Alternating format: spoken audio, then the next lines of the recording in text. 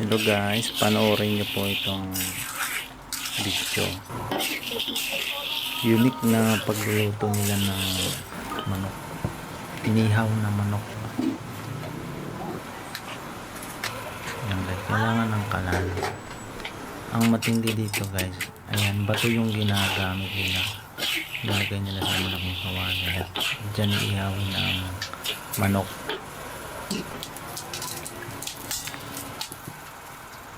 Ayan guys, binabalot na yung manok.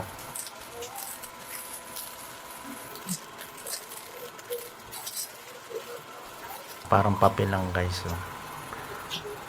Tapos may binubudbud na mantika. Pampalasa na rin siguro yan. Yan, piniprepare na ni ate.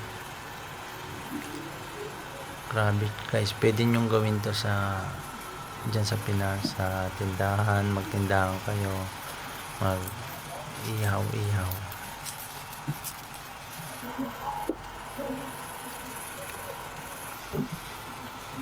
Ayan, nakabukod din yung pakpak, may picture, nakabukod din siya guys. Ayan, naka-prepare na. Ilalagay na sa kawali na may bato. Mainit na yung bato. Pwede nang lutuan, ihawan ng kahit siguro baboy pwede rin gawin ganyan. Kakaiba lang dyan, bato yung ginagamit nila pang ihaw. Imbis na uling, bato. So hindi ka na mag-uuling. Kalan pa rin ang gagamitin mo. And bato sa ibabaw ng kawali.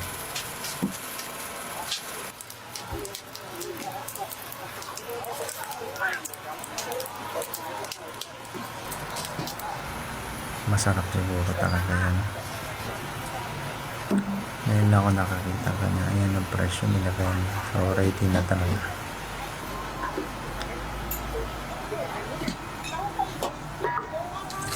Yan, chine-check, pinipindot lang nila. Tansyado rin siguro nila yan kung luto na o hindi. Dahil matagal na silang gagawa niyan. Lipat-lipat din.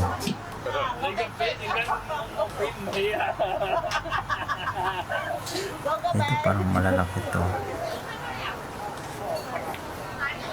Yan, ang daming salangan na pag-iihawan, daming kalan, daming kawali.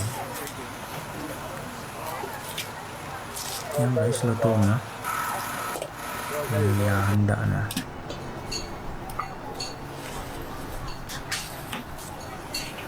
Yan, pinacheck na yung iba kung luto na rin.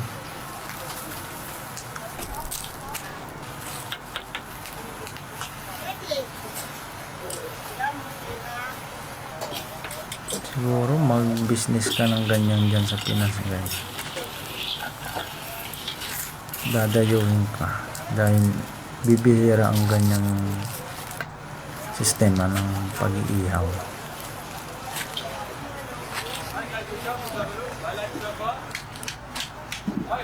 Gagamit ka rin pala ng gloves dyan kasi mainit. Naka-gloves si kuya.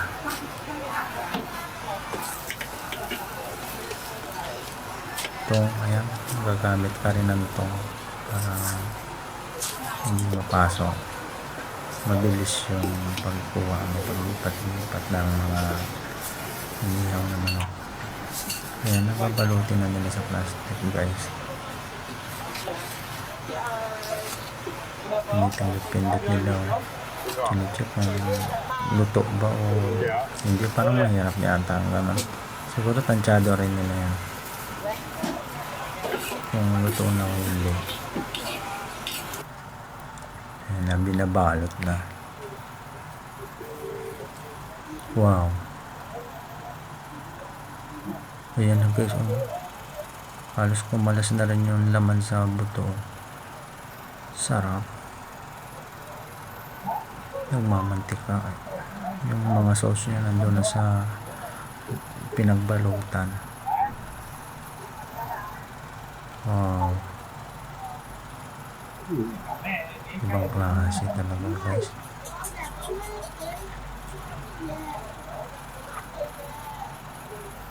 Malinis din gawa nila, may gamit din silang plastic glove.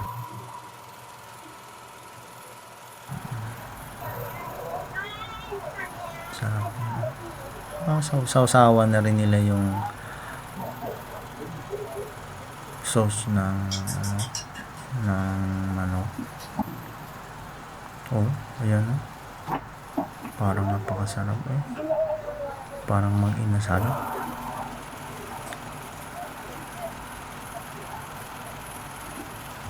Ayan, maraming ang customer sila oh. Dinarayo din siguro yan dyan sa lugar nila.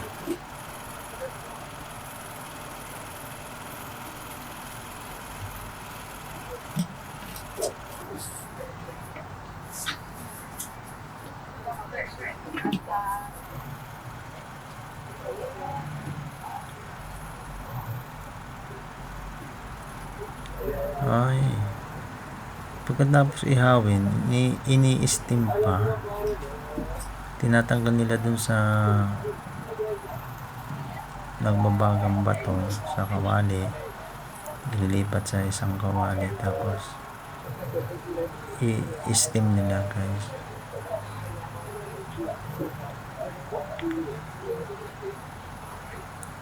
Mukhang napakasarap talaga guys.